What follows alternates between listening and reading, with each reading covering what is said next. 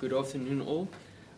Just as Professor Crawford explained, my topic is on improving claim management from the contractor's perspective. On today's agenda, I will first discuss delays, then I will cover claims, why it is necessary to claim on the claim, the reasons why claims get rejected, the claim management process, the method I use to get to the results, the actual results. Then I will conclude, and then I will give some recommendations, and then I will be open for questions. In starting, a delay can be seen as one of the most common, costly, complex, and risky problems associated with construction projects. On the other hand, delay claims can be seen as some of the least understood and most frequently confusing claims in the construction industry. A study by Java in 2011 indicated that contracts in KwaZulu-Natal that were due to be completed within 10 months were delayed for another 41 months, and contracts that were due to be completed in the Eastern Cape for 18 months were delayed for another 35 months. This study will focuses mainly on claims made on delays, and it is seen that extension of time claims are unsuccessful. The reasons for that is because contractors fail to demonstrate effectively their claims, and this causes claims to be rejected, and it also causes disputes. The current gap in this study is that there is limited research available on the claim management process, especially in South Africa. There is also limited research available on the actual causes of the rejections of claims. The objectives of this study is to provide contractors with information on the current situation regarding delays, specifically on which type of delays occur the most, and the main causes of claim rejection, and also why it is important to claim on delays. Looking at the literature, it is seen that when a delay exists, extension of time is necessary. This usually results in fines, increased costs, termination of contracts, court cases, or even a combination of the above. Delays can be seen as similar as risks, so therefore delays must be analyzed and managed the same way as risks are. The most common disputes are usually related with delays, and most specifically to extension of time.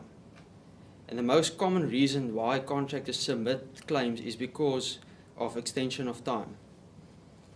A simple way to explain how a claim arises is through assumptions made between contractors and the employer. These assumptions usually include on drawings and specifications. On these assumptions, contractors can price accurately, and they can program the completion of the work effectively if nothing is left to guesswork. If these assumptions are not met, or it is based on inaccuracies, it usually results in a claim. Claims are a necessity because it is usually an essential feature of small and large contracts. Claims will always be a part of the construction industry because the construction industry is dispute-prone, complex, highly competitive, and the unexpected usually happens. Therefore, claims can be seen as a fact of life. It is bad business for contractors to ignore claims. The main reasons why claims get rejected is because contractors do not maintain the necessary construction project documentation to support the claim, and thus it's unable to support the claim. This will be seen later on when we discuss the results. A defense can also quickly demolish evidence that is not properly supported. Other problems contractors also struggle with is through effectively demonstrating the causes and the effects of a claim. And this is usually because they are not using a standard format to present the claim. A system or procedure is necessary to resolve this problem. A system that can manage, monitor, and document the progress and the events of the works. And this can be done through the claim management process. The key objective of the claim management process is to resolve a certain problem in an effective and efficient way. The claim management process consists of 6 stages. The first stage being the claim identification process, and this is where a claim is actually identified. The second stage is the claim notification process. After a claim has been identified, there has to be notified in a certain time. The third stage is the claim documentation process, and this involves the actual gathering of records and documentation to be able to support and prove the claim. The following stage is the claim examination process, and this is where the claim is evaluated and what the extension of time will be or what the compensation could be. The fifth stage is the claim presentation process, and this is where all the documents and reports are put together in a logical manner to support the claim. And the last stage is the claim negotiation process, and this is the last stage where the claim can be saved through good negotiation. It is important to know from the claim management process that if one of the stages are missing or ineffective, then the whole claim management process will be ineffective. Looking at the methodology, I used a quantitative method to get to the results, which means it's accumulation. I got accumulation of stats. This was done through the use of a questionnaire. The questionnaire consisted of 3 sections. The first section being the demographic data, the second section being the delays, and the third section covering claims and the claim management process. The questionnaire was first tested through 4 local contractors to ensure that all the questions are easily answered and understandable, and the whole questionnaire flows fluently. The questionnaire was sent to 100 contracting firms in total in Port Elizabeth, and the questionnaire was received by the respondents through emails, the use of a local contractor to email fellow contractors in the aid to try and increase the response, and also through personal deliveries to contracting firms. From all of this, a response rate of 28% was received. Looking at the results, the most important result from the demographic data was that most of the respondents was large contractors, and further on it will be seen that also large contractors struggle with claims and delays. These large contractors consist of more than 50 employees and a minimum tender value range of more than 40 million. It is seen that only 48.6% of projects are actually completed within time from the results, and this is mainly due to design-related delays. Looking specifically into these design-related or into the delays, it is seen that the highest delays is because of change of scope of works and change in drawings at 72%, and this is quite important as it can be seen that design-related delays cause the highest problems. This can be related to the literature, as the literature states that assumptions had to be made between contractors and employer on drawings and specifications. And as this is seen, if drawings and specifications are not correct, then it will result in claims. It is also interesting to see that changes to scope of works and changes in drawings are higher than rain-related delays. A new delay is the use of SMMEs that came up, and this is also for the procurement process of SMMEs and also the actual results that SMMEs do on projects.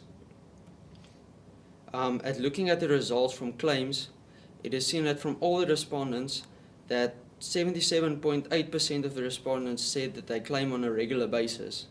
The problem is that from these 77.8%, 55% of these claims are rejected.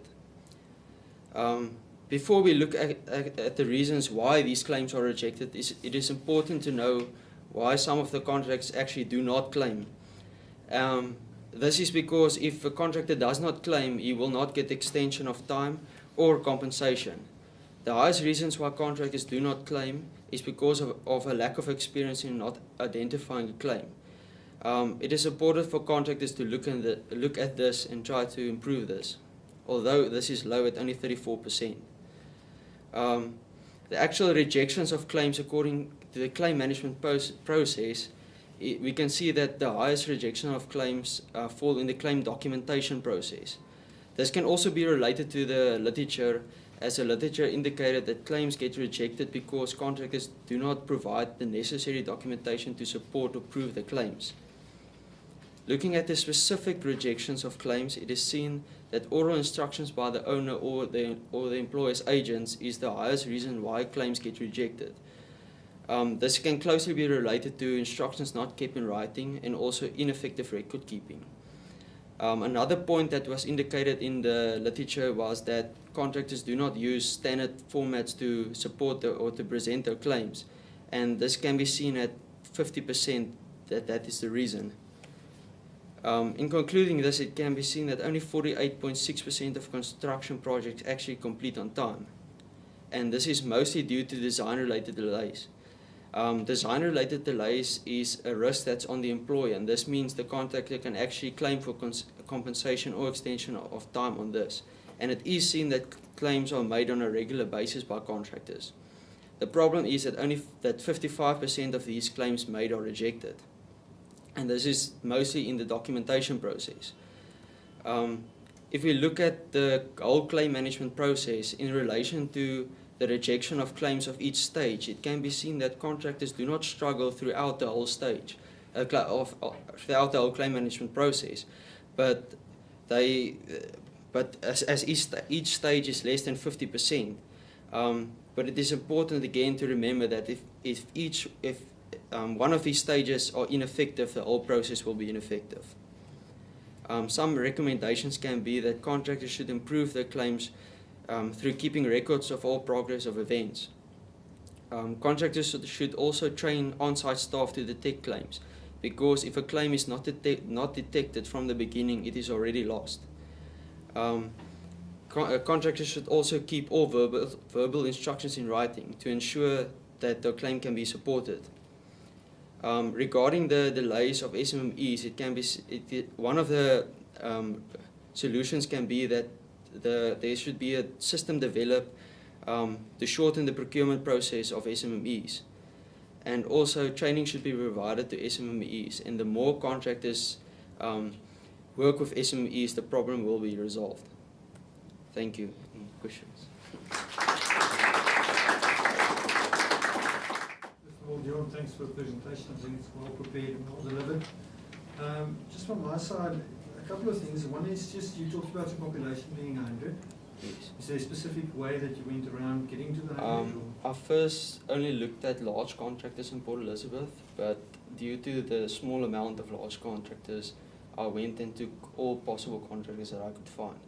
But the problem is it was not able to find out if all of them had claim experience, because most small contractors never handle with claims. So yes. I think just tying on to that, then I think it's important that you do consider the sizes. Yes. You know, you need to evaluate it by size, but Yes. also by procurement route. You know, the procurement route that's followed, and also by the contracts that's used, because each of those will define it slightly different, and that might make quite a big difference in the feedback that you're going to get. I did on the original treatise, I separated small, medium and large contractors into the specific results both of them gave, but this is not on here, but it could be seen from that large contractors indicated that they claim more, and also that I don't know if medium or small contractors believe that they claim less and they believe that they get all the claims, but larger contractors said they lose more claims than small contractors. So there is some results to that. So yes. I think that it's a very important aspect, because if you want to address it, you either need to educate them, you know, in either one of those. Yes. To make sure that they can complete the claim properly, if that's the route that they want to follow. But otherwise, thanks. Okay, thanks. Janita? I just have a comment. I think something that you can add to your recommendations is the importance of a proper works program. Because if your different aspects of your building is not linked correctly, and a design change comes in and changes your program, but it wasn't on your critical path, then you're going to lose the claim. Okay. So that might be just something that you can add. Thanks. Thank you. Connie? I've just noted something very interesting, that in your research, which was where the respondents were contractors, Yes. the highest ranked cause of delays was design related. Yes, yes. Whereas previously, Jonela's research was done by professional quantity surveyors, and they said contractor-related factors are the major cause of delay. Yeah, So one should be very careful when yes. one look at research and Yes. interpret those Yeah, results. this is from where sorry. it comes from. Yeah, this is why the topic is on contractors' perspective, because they will have a different perspective than quantity surveyors or architects or so forth. Yes. Always seems that the one blames. Yeah. So, yeah, I think what Professor Bates is also trying to say is that you should include a section in your Okay. methodology on potential bias Okay. Yeah. and Yeah. acknowledge that. Yeah. that it That is is a- on contractors. Okay. Thanks. Thank you. Sharon, Nothing for me, well done. Okay, on the thanks. floor? Professor Leroux? Yes, I'd like to add to Professor Bass. We have yours, which is design related. We have Mr. Mbulawa's contractor related factors, and we have Ms. Georgia payment certificates. So maybe if the Yeah. 3 research projects were combined, you could sort it out and decide which is the most important one. Yes. I think it will be quite interesting to see that result. So. Yeah. Deon, thanks very much for the Thanks. presentation. I think this is a very important topic. And one thing just to add to this, of those claims that are being rejected, many of them are being rejected unfairly Yes. because they're not being evaluated properly, and people might be working in the interests of a client or whatever. And I say that from the perspective of where we've taken those claims into court, or we've taken those to litigation, Yes, and the yes. contractor wins. And I think that's an important aspect. The smaller contractors don't really have the resources to go and tackle those things. They're also often working in the private sector, where they might not be getting penalized if they're late in any case, or if they don't want to create a perception Yeah. with their client. So they would rather not claim. Yes. Yes. And while I find the outcomes interesting, I would have liked to see a bit more analysis into reasons Yeah. why these claims are unsuccessful. Yes. Because of the short time, I couldn't add everything.